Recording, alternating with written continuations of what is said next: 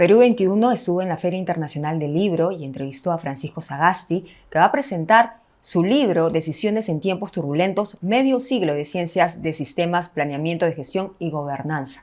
Esto fue lo que nos dijo. Este libro habla del compromiso, del sentido de urgencia, del liderazgo y muestra técnicas. Una de ellas es la investigación operacional.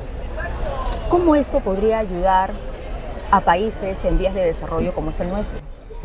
Bien, mire, la investigación operacional es una técnica, o en realidad es un conjunto de técnicas, es una disciplina, un enfoque que consiste en utilizar modelos matemáticos, modelos de simulación y computadoras para representar lo que sucede en organizaciones, lo que sucede, por ejemplo, en sistemas de distribución, de producción, de asignación de personal.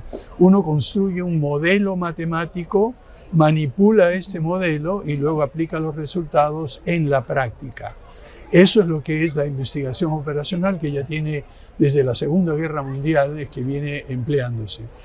Y lo que hago yo en el libro es reseñar cuáles son las principales técnicas de investigación operacional y algunas aplicaciones, claro, pero metiéndola dentro de algo nuevo que vino después de la investigación operacional, que es el enfoque de sistemas. Y justo en la segunda parte de este libro se puede uno ver y darse la idea de cuándo empezó a emplearse, por ejemplo, en nuestro país, en 1960, si no me equivoco, si no leí mal, con la reforma de la educación.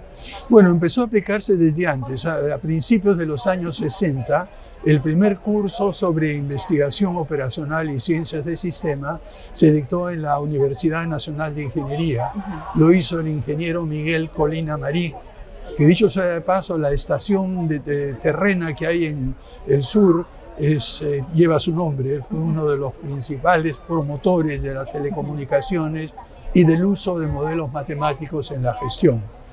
Yo era estudiante en la UNI y con otros dos colegas tomamos uno de los primeros cursos en este campo y empezamos a aplicarlo. Hubo varias aplicaciones, una de ellas para calcular el costo de la reforma educativa, otra para los temas agrícolas. Se utilizó programación lineal, por ejemplo, para optimizar lo que sería una estrategia minera para el país.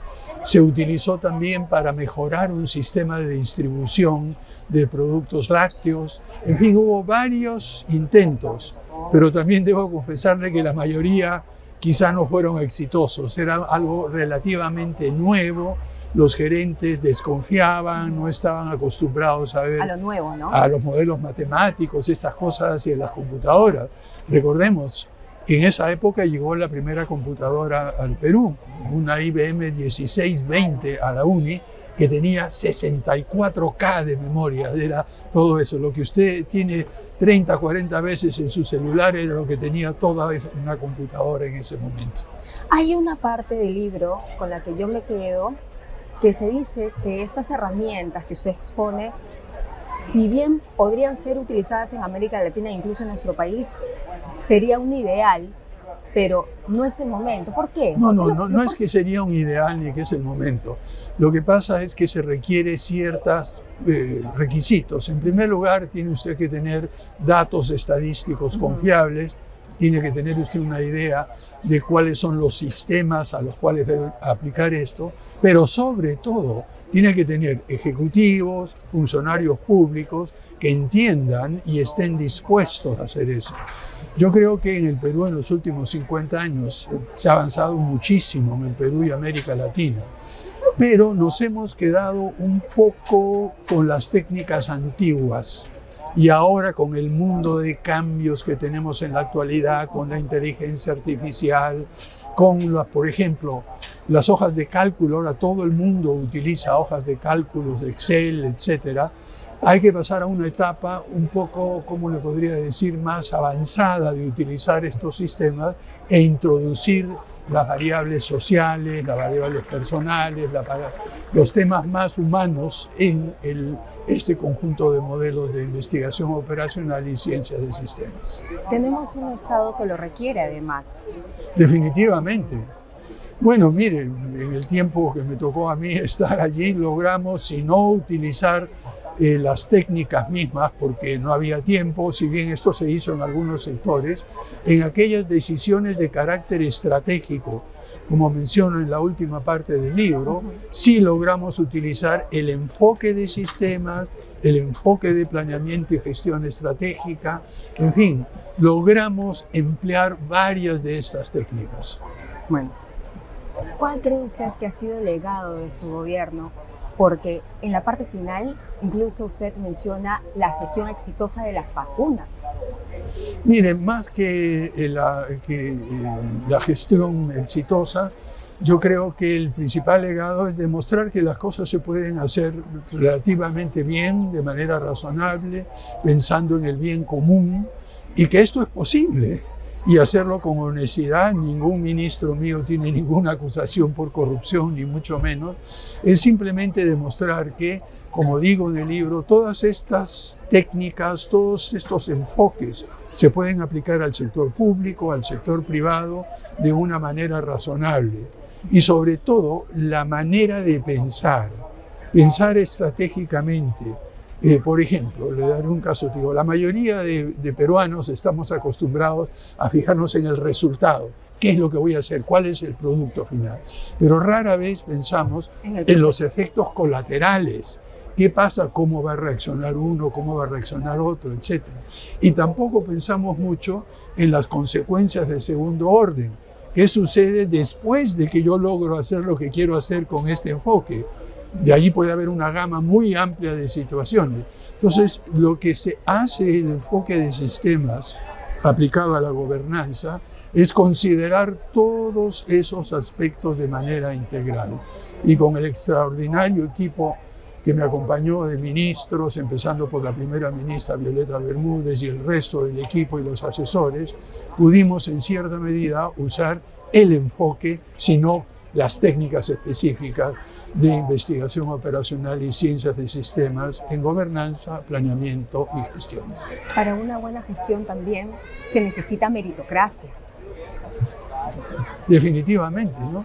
Uno tiene que tener a las personas más capacitadas, con mayor experiencia, con mayor compromiso y total honestidad, que no confundan nunca lo que es el interés personal con el bien común. Y desgraciadamente aquí vemos demasiados conflictos de interés y lo hemos visto a lo largo de muchos años en nuestro país. Yo creo que esta combinación de ideas, de conceptos, en primer lugar. En segundo lugar, una atención a la evidencia, a los datos, a la información. Y en tercer lugar, un conjunto de valores y actitudes. Van esas tres cosas juntas que en el libro llamo mentalidad, evidencia y carácter, son las que juntas permiten en el sector público, pero también en el sector privado y la sociedad civil, gestionar mejor las cosas. ¿Y cómo se puede empezar a pensar de esta manera en un cambio positivo para el país cuando de repente en el otro lado encontramos renuencia? Bueno, yo creo que poco a poco. Yo creo que en primer lugar este libro y los otros libros que estoy presentando en la feria, que son 2 más y otros que ya publiqué y algunos en camino, la idea central es formar una nueva generación de jóvenes como usted, que entiendan estos temas, que tengan la capacidad, el compromiso, los valores necesarios para cambiarlo. En cierta medida yo ya estoy un poco decepcionado de mi generación y la que sigue inmediatamente. Yo creo que les va porque no ha estado a la altura de las circunstancias. El Perú tiene posibilidades extraordinarias, enormes. Cuando uno ve lo que tenemos como recursos, como biodiversidad, como fuentes de energía, como suelos, como bosques, como minerales, como pesquería, prácticamente no hay ningún país del mundo que tenga todo lo que tenemos nosotros. Quizá medio en broma, medio en serio, como decían, de América Latina, para compensar lo mucho que nos dio Dios en recursos, lo compensa dándole a los políticos que tenemos para que no tengamos demasiada ventaja sobre el resto del mundo, digamos. Sí, y otro tema también importante, no menos importante, pero que también va muy bien con el desarrollo de este libro y de lo que usted plantea es cómo hacer, por ejemplo, para construir infraestructura más eficiente y sin corrupción.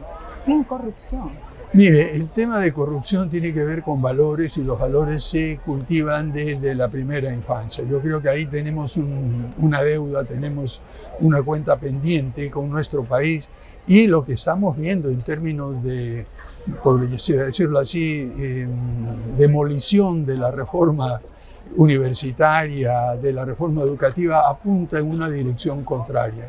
Yo espero que muy pronto, a más tardar en 2 años, podamos revertir estas tendencias que lo que están haciendo es minar la educación tanto superior como la educación escolar. Y con eso no vamos a ir a ningún lado. Por allí hay que empezar.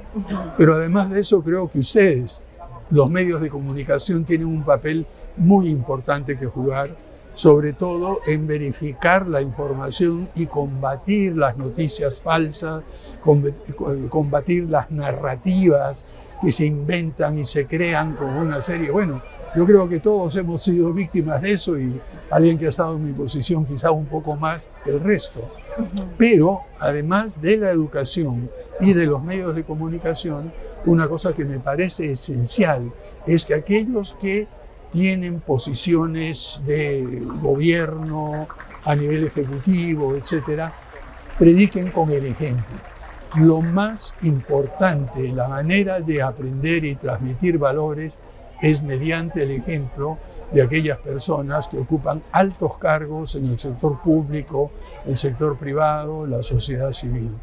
Y desgraciadamente no es eso lo que estamos viendo en la actualidad. El ejemplo que nos están dando muchos de los altos funcionarios, políticos, ejecutivos, no es de lo más edificante que digamos.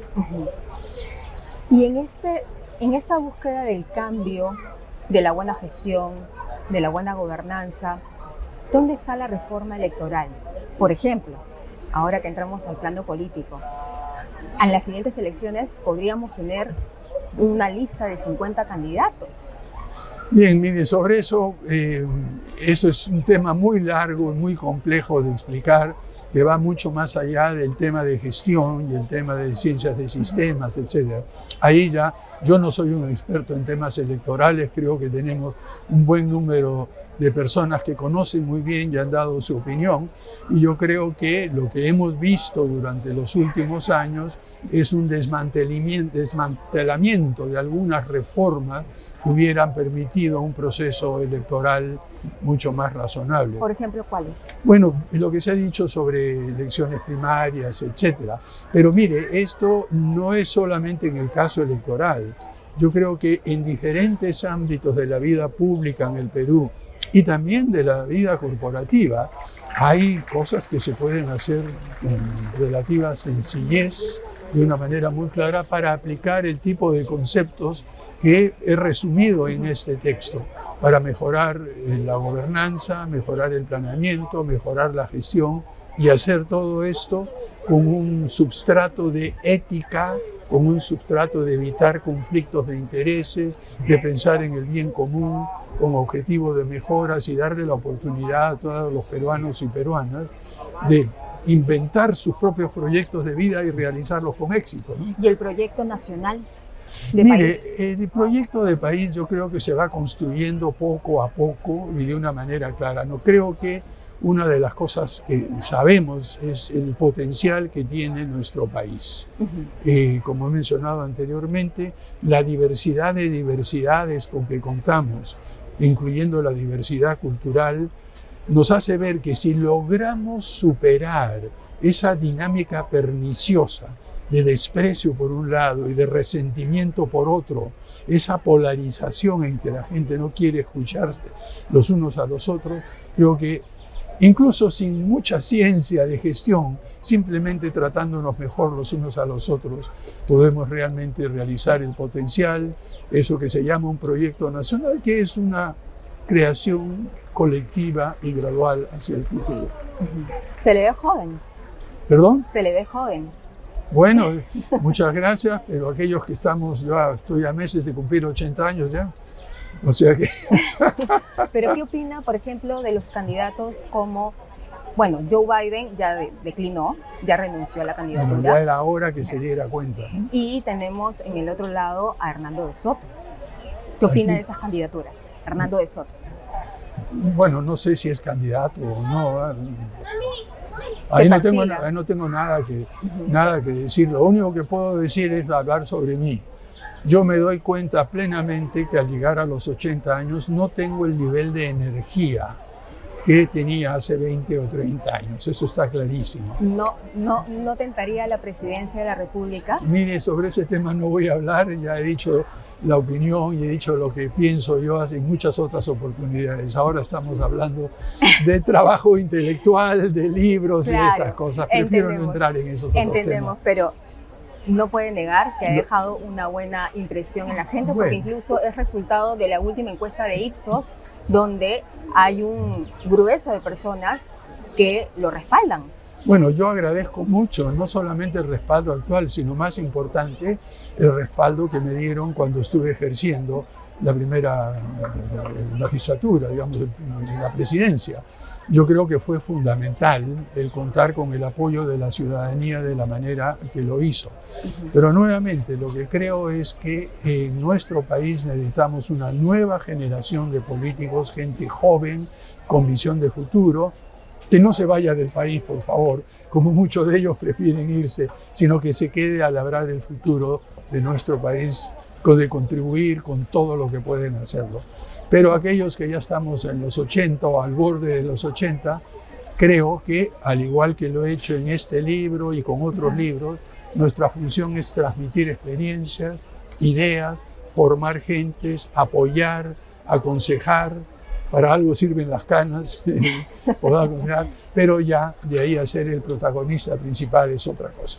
Entonces, digamos, usted va a formar desde su tribuna, desde su trinchera, Bueno, sigue en el Partido Morado. Sigo en el partido, no voy a salir del Partido Morado, pero estoy enseñando en universidades, dictando conferencias, haciendo talleres sobre liderazgo, dando conferencias no solo en el Perú, sino en el extranjero. Acabo de dar una conferencia TED en Filadelfia, otras conferencias en Pittsburgh, voy a Madrid a dar otras charlas en otros momentos. En fin, lo que se trata es transmitir lo que hemos aprendido. Una de las maneras de hacerlo ha sido este libro, como digo ahí, medio siglo en ciencias de sistemas, planeamiento, gestión y gobernanza.